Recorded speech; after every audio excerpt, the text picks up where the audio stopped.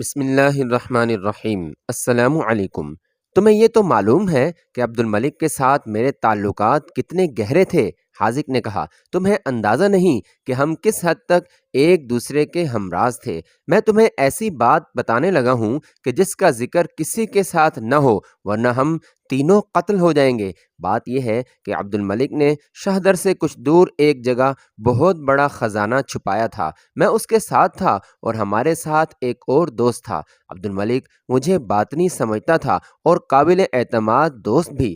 میں اس کی زندگی میں اسے ایسا دھوکہ نہیں دینا چاہتا تھا کہ اپنے دوست کو ساتھ لے جا کر وہ خزانہ اڑا لے جاتا اور پھر کبھی ادھر کا رخ ہی نہ کرتا۔ اب وہ اس دنیا سے اٹھ گیا ہے اور اس کے گھر کا کوئی مرد زندہ نہیں رہا، تو میں نے سوچا کہ میں یہ خزانہ کیوں نہ نکال لوں۔ میرے دل سے پوچھو تو مجھے خزانے کے ساتھ کوئی دلچسپی نہیں، نور نے کہا، لیکن چونکہ یہ خزانہ ان باطنیوں کا تھا، بلکہ باطنیوں کے پیر و مرشد کا تھا، اس لیے اسے اٹھا لینا یا نکال لینا ایک نیکی کا کام ہے اور یہ تمہارا جائز حق ہے۔ مجھ سے پوچھو تو میں بھی یہی کہوں گا، نور کا باپ بولا۔ خزانہ نکالو اور اپنی ملکیت میں رکھو، لیکن میں اس خزانے کا اکیلا مالک نہیں بننا چاہتا، حاذق نے کہا۔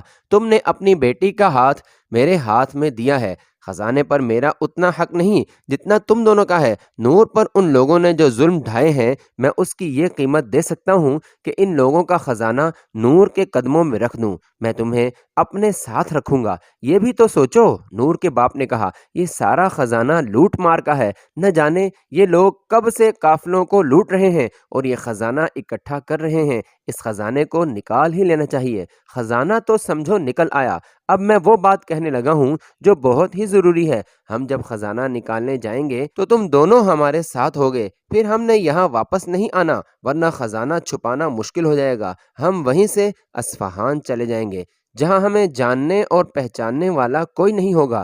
میں تمہیں خواب نہیں دکھا رہا، لیکن یہ حقیقت ہے کہ ہم تینوں وہاں شاہانہ زندگی بسر کریں گے۔ حاذق دراصل نور اور اس کے باپ کو اپنے ساتھ لے جانے کے لیے تیار کر رہا تھا۔ وہ تیار ہو گئے تو اس نے انہیں بتانا شروع کر دیا کہ خزانہ کہاں ہے اور کس قسم کے خطروں میں سے گزر کر خزانے تک پہنچا جائے گا۔ شہدر سے تقریباً ایک دن کی مسافت پر ایک بہت بڑی جھیل ہوا کرتی تھی۔ یہ جھیل نیم دائرے میں تھی، اس کے درمیان خشکی تھی اور خشکی پر بڑی اونچی اور کچھ نیچی چٹانیں تھیں۔ ان کے پیچھے خشکی ہی تھی، لیکن کچھ آگے چل کر جھیل کا پانی پھر وہاں پھیل گیا تھا۔ اس جھیل کے کناروں پر دلدل تھی۔ یہ جگہ مگرمچھوں کے لیے بڑی موزوں تھی۔ اس جھیل میں مگرمچھ رہتے تھے، جن کی تعداد بہت زیادہ تو نہیں تھی، لیکن تھوڑی بھی تھی تو یہ تعداد بہت ہی خطرناک تھی۔ مگرمچھ بہت بڑے بڑے تھے اور ان میں مگرمچھوں کی وہ قسم پائی جاتی تھی جن کی لمبائی تھوڑی سی ہوتی ہے۔ نور نے پوچھا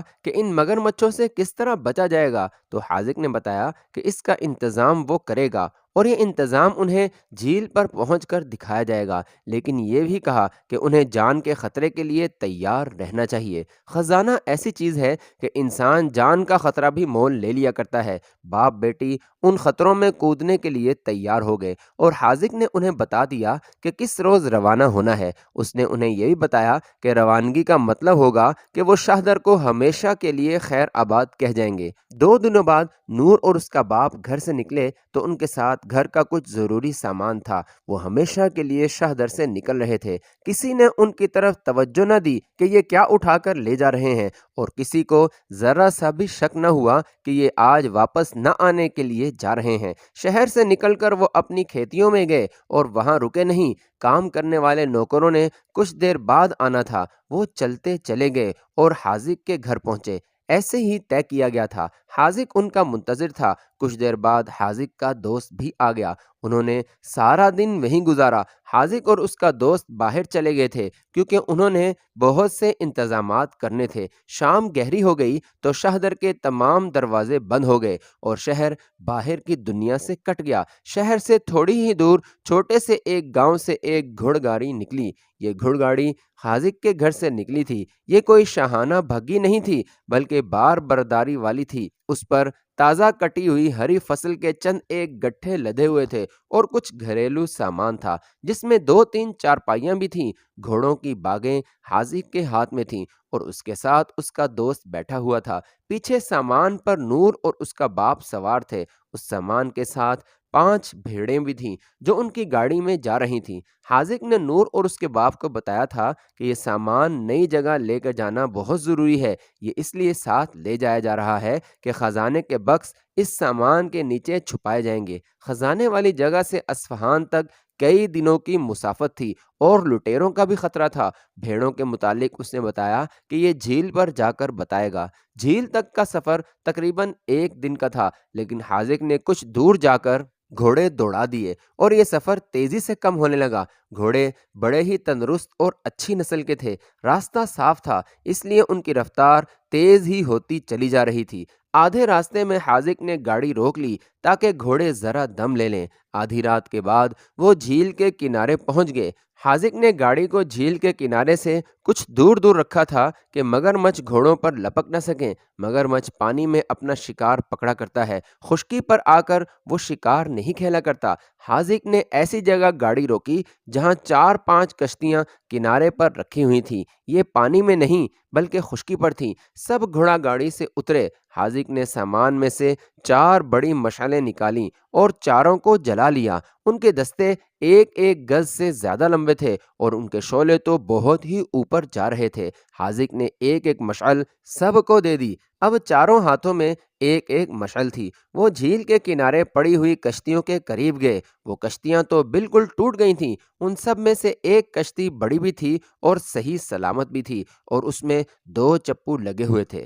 حاذق اور اس کے دوست نے 5 بھیڑوں کو اکٹھا کر کے کشتی میں ڈال دیا اور پھر حاذق کے کہنے پر سب کشتی میں سوار ہو گئے۔ دونوں دوستوں نے چپو سنبھال لیے۔ کشتی کنارے سے ذرا ہی دور گئی ہوگی کہ مشعلوں کی روشنی میں 2-3 مگرمچھوں کے منہ پانی سے ابھرے ہوئے نظر آئے۔ یہ مگرمچھ بڑی تیزی سے کشتی پر حملہ کرنے کے لیے آ رہے تھے۔ حاذق کے دوست نے چپو چھوڑ کر ایک بھیڑ کو اٹھایا اور پانی میں پھینک دیا۔ سارے مگرمچھ اس بھیڑ کی طرف ہو گئے اور اس پر ٹوٹ پڑے۔ بھیڑ نے ایسی خوفزدگی کے عالم میں آوازیں نکالیں کہ دل دہل جاتے تھے۔ یہ مگرمچھ اس بھیڑ کو چیرنے پھاڑنے لگے۔ یوں لگا جیسے پانی میں طوفان آ گیا ہو۔ کشتی آگے نکل گئی۔ کچھ آگے گئے تو 2 اور مگرمچھ کشتی کی طرف آتے نظر آئے۔ حاذق کے دوست نے ایک اور بھیڑ کو اٹھا کر پانی میں پھینک دیا۔ یہ مگرمچھ بھی بھیڑ پر جھپٹ پڑے اور کشتی آگے نکل گئی۔ حاذق نے نور اور اس کے باپ کو بتایا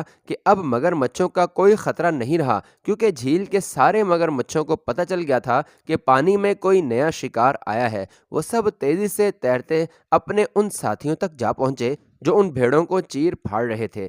آخر کشتی اس خشکی تک جا پہنچی جو اس جھیل کے درمیان تھی۔ وہاں بھی ایک بھیڑ پھینکی گئی کیونکہ وہاں کنارے پر 3-4 مگرمچھ موجود تھے۔ بھیڑ کے گرتے ہی وہ بڑی تیزی سے اس تک پہنچے اور حاذق اور اس کا دوست کشتی کو کنارے تک لے گئے اور دونوں کود کر کشتی پر گئے اور کشتی کا رسہ کھینچ کر ایک بڑے پتھر کے ساتھ باندھ دیا۔ نور اور اس کے باپ کو بھی اترنے کے لیے کہا گیا۔ دونوں بڑے آرام سے اتر گئے۔ حاذق آگے آگے جا رہا تھا۔ زمین بڑی ہی ناہموار تھی۔ چھوٹے بڑے پتھروں پر پاؤں پڑتے اور پھسلتے تھے۔ ذرا آگے گئے تو چٹانوں کی گلیاں سی آ گئیں۔ حیرت والی بات یہ تھی کہ یہ خشکی جھیل کے درمیان تھی، لیکن وہاں گھاس کی ایک پتی بھی نظر نہیں آتی تھی۔ ایسی چٹانیں بھی آئیں جن کے درمیان سے گزرنا ناممکن نظر آتا تھا، لیکن یہ لوگ جسم کو سکیڑ سمیٹ کر گزر گئے۔ انہیں کئی موڑ کاٹنے پڑے اور چٹانیں اونچی ہی اونچی ہوتی چلی گئیں۔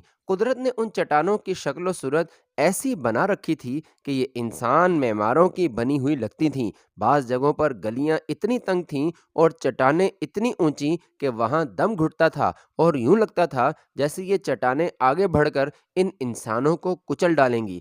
آخر ایک گلی ایک غار کے دہانے پر جا ختم ہوئی۔ اس دہانے میں داخل ہوئے تو یوں لگا جیسے وہ ایک کشادہ کمرے میں آ گئے ہوں۔ ایک جگہ بہت سے پتھر ڈھیر کی صورت میں پڑے ہوئے تھے۔ حاذق نے سب سے کہا کہ یہ پتھر ایک طرف پھینکنے شروع کر دو۔ نور کو بھی پتھر اٹھا اٹھا کر پرے پھینکنے پڑے۔ کچھ پتھر تو زیادہ ہی وزنی تھے۔ پتھر آدھے ہی ہٹائے گئے ہوں گے کہ ان کے نیچے پڑے ہوئے 4 بکس نظر آنے لگے۔ باقی پتھر بھی ہٹا دیے گئے۔ حاذق اور اس کے دوست نے چاروں بکسوں کے ڈھکنے اٹھا دیے۔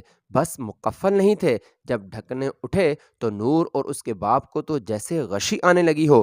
ان بکس میں سونے کے سکے اور زیورات تھے اور ہیرے جواہرات تھے، اور ایک بکس میں بڑے قیمتی رنگدار اور چمکدار چھوٹے چھوٹے پتھر تھے۔ یہ بادشاہوں کے کام کی چیزیں تھیں یا بڑے ہی امیر لوگ ان کے خریدار تھے۔ مشعلوں کی روشنی میں سونا، ہیرے جواہرات اور یہ پتھر چمکتے تھے، اور ان میں سے رنگا رنگ کرنیں پھوٹتی تھیں۔ خازق نے کہا کہ اب زیادہ وقت ضائع نہ کرو اور یہ بکس کشتی تک پہنچاؤ۔ اس وقت حاذق اور اس کے دوست کی جذباتی کیفیت ایسی ہو گئی تھی جیسے انہوں نے کوئی نشہ پی لیا ہو۔ یہ خوشی کی انتہا تھی، اور یہ خزانے کا نشہ یا جادو جو ان کے دماغوں کو چڑھ گیا تھا۔ وہ بہکی بہکی باتیں کرنے لگے جو خوشی کی انتہا کی علامت تھی۔ یا شیخ الجبل، حاذق کے دوست نے بازو اوپر کر کے کہا، یہ سب تیری دولت ہے، ہم یہ خزانہ تیرے قدموں میں رکھیں گے۔ ہمارے پیر استاد عبد الملک کی روح بھی خوش ہو جائے گی جب ہم الموت۔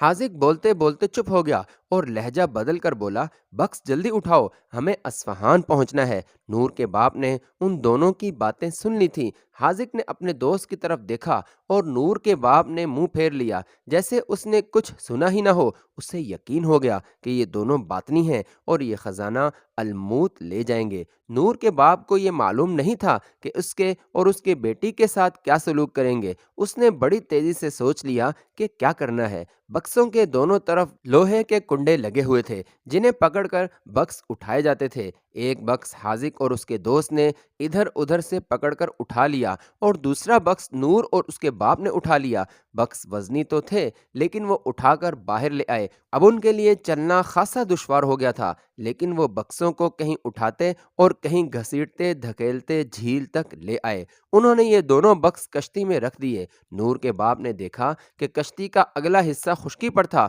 اور زیادہ تر حصہ پانی میں تھا۔ جب حاذق اور اس کا دوست تو بکس رکھ کر واپس غار کی طرف چلے گئے تو نور کے باپ نے کشتی کو دھکیل کر پانی میں کر دیا۔ کشتی رسے سے بندھی ہوئی تھی، اس لیے اس کے بہہ جانے کا کوئی خطرہ نہیں تھا۔ باپ بیٹی کشتی سے کود کر اترے اور خزانے کی طرف چلے گئے۔ جس طرح وہ چاروں پہلے دو بکس اٹھا کر لائے تھے، اسی طرح باقی دو بکس بھی اٹھا کر لے آئے۔ ایک ایک ہاتھ سے بکس اٹھاتے تھے اور دوسرے ہاتھوں میں ایک ایک مشعل تھی۔ اب وہ کشتی کی طرف بکس اٹھا کر آ رہے تھے تو پہلے کی طرح نور اور اس کا باپ پیچھے نہیں تھے بلکہ آگے آگے آ رہے تھے۔ وہ اتفاقیہ آگے نہیں آئے تھے بلکہ نور کے باپ نے کچھ سوچ کر یہ پھرتی دکھائی تھی کہ غار میں جا کر بکس اٹھایا اور بڑی تیزی سے غار سے نکل آیا تھا۔ نور اور اس کے باپ نے بکس کشتی میں رکھا اور دونوں کشتی میں آ گئے۔ حاذق اور اس کا دوست بکس اٹھائے ہوئے کشتی کے قریب آئے تو نور کے باپ نے لپک کر بکس پکڑا اور گھسیٹ کر کشتی میں کر لیا۔ اب ان دونوں نے کشتی میں سوار ہونا تھا۔ نور کے باپ نے فوراً ہی اپنی مشعل نور کے ہاتھ سے لے لی اور بڑی تیزی سے مشعل پہلے حاذق کے جسم کے ساتھ لگائی اور پھر فوراً ہی اس کے دوست کے جسم کے ساتھ لگا دی۔ مشعل کا شعلہ بہت بڑا تھا، اس شعلے نے دونوں کے کپڑوں کو آگ لگا دی اور دونوں نے یکلخت ان کے پورے لباس کو لپیٹ میں لے لیا۔ اس کے ساتھ ہی نور کے باپ نے نور سے کہا کہ مشعل آگے کرو اور کشتی کا رسہ جلا دو۔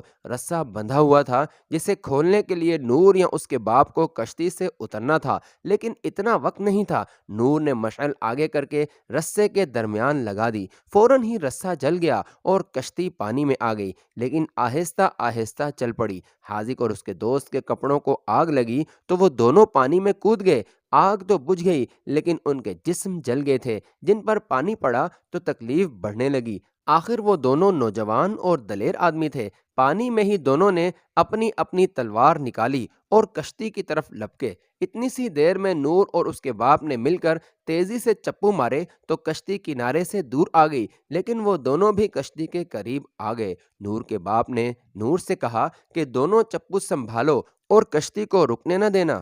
حاذق اور اس کا دوست بڑی تیزی سے تیرتے کشتی کے قریب آئے اور انہوں نے کشتی کو پکڑنے کی کوشش کی۔ نور کے باپ نے دونوں مشعلیں اٹھا کر ایک حاذق کے چہرے پر اور دوسرا اس کے دوست کے چہرے پر رکھ دی اور زور زور سے آگے کو دھکیلا تصور میں لایا جا سکتا ہے کہ ان کی آنکھیں تو فوراً ہی بیکار ہو گئی ہوں گی اور چہرے تو بری طرح جل گئے ہوں گے۔ دونوں کی اس طرح چیخیں سنائی دینے لگیں جیسے بھیڑیے غرا اور چلا رہے ہوں۔ اب ان میں اتنی ہمت نہیں تھی کہ وہ آگے بڑھتے، وہ تو ڈوب رہے تھے۔ نور کے باپ نے ایک چپو نور کے ہاتھ سے لے لیا اور دونوں تیزی سے چپو چلانے لگے۔ دونوں دائیں بائیں جھیل میں دیکھ رہے تھے کہ مگرمچھ نہ آ جائیں۔ آ بھی جاتے تو ان کے پاس بندوبست موجود تھا۔ دو بھیڑ اب بھی کشتی میں موجود تھی، لیکن اب مگرمچھوں کو شکار مل گیا تھا۔ یہ تھا حاذق اور اس کا دوست۔ دور سے ان دونوں کی بڑی ہولناک آوازیں سنائی دیں جو فوراً ہی ختم ہو گئیں۔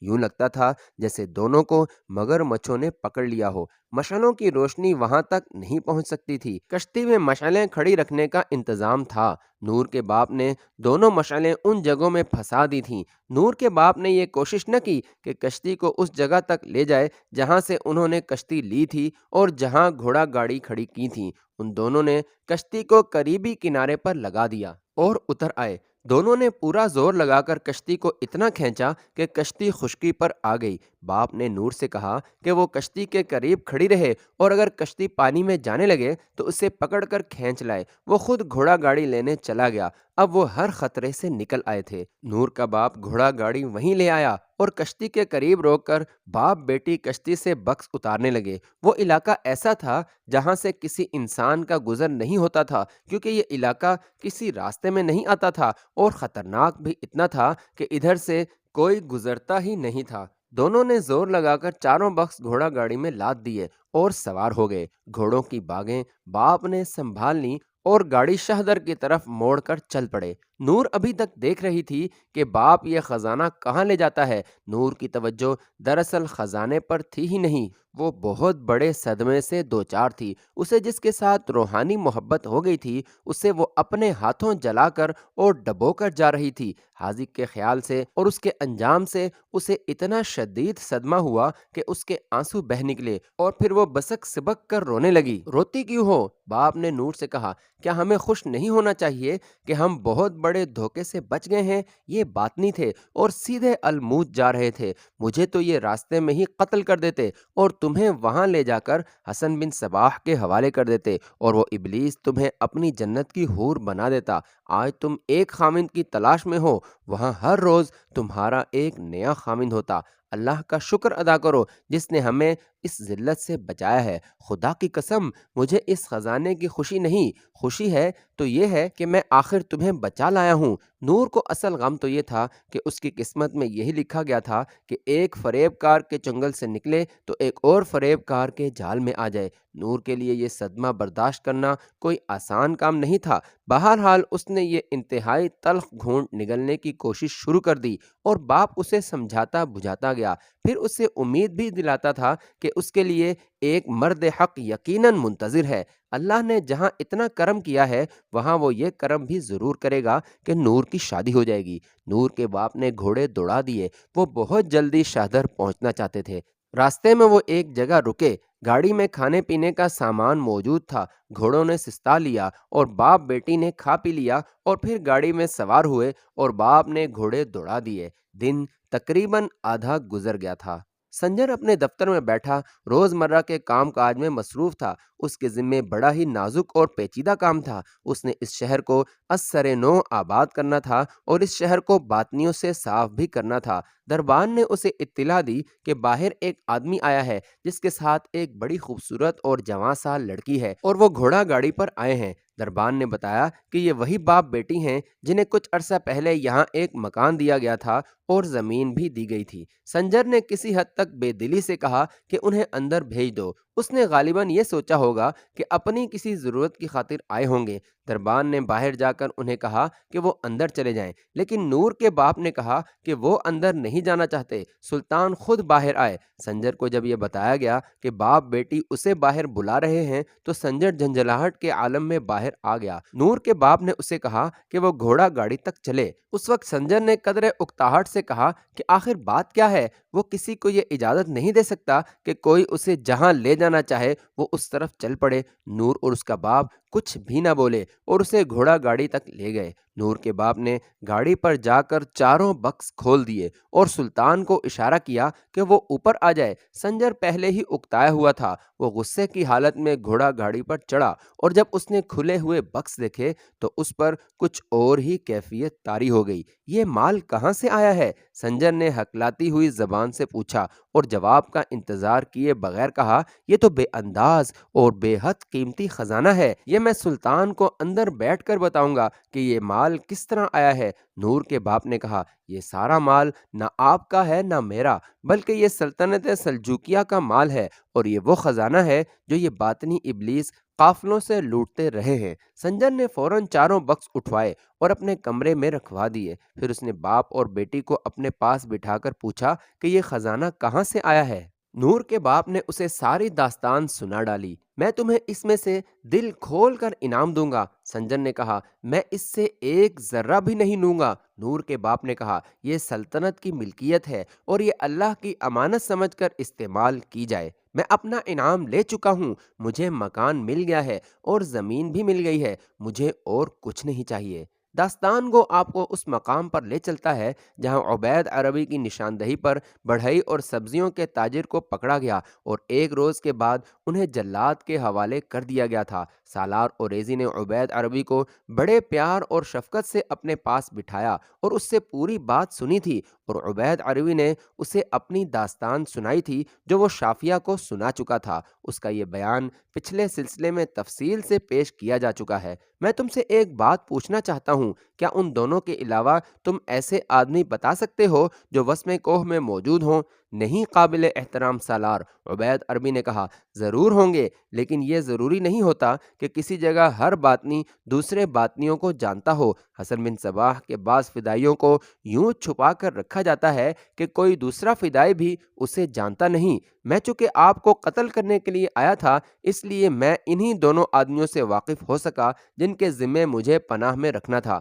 مجھے آپ کے قتل ہونے کے بعد خودکشی کر لینی تھی یا موقع ملتا تو فرار ہونا تھا، اور میرے پکڑے جانے کا بھی امکان تھا۔ اس صورت میں آپ نے تشدد اور ایذا رسانی کے ذریعے مجھ سے یہ راز اگلوا لینا تھا کہ یہاں کتنے باطنی ہیں اور وہ کہاں کہاں رہتے ہیں اور ان میں فدائی کون کون ہے۔ میں نے اپنے اس راز پر اپنی جان دے دینی تھی اور آپ کو کچھ نہیں بتانا تھا۔ حالانکہ ایذا رسانی سے بڑے مضبوط آدمی بھی ٹوٹ پھوٹ جاتے ہیں اور وہ راز اگل دیتے ہیں۔ بہرحال پھر بھی میں کوشش کروں گا کہ مزید باطنیوں کا سراغ لگا لوں۔ تمام معزز سامعین سے گزارش ہے کہ ویڈیو کو لائک ضرور کریں اور ایک اچھا سا کمنٹ بھی کیا کریں تاکہ ہماری حوصلہ افزائی ہو۔ جزاکم اللہ خیرہ۔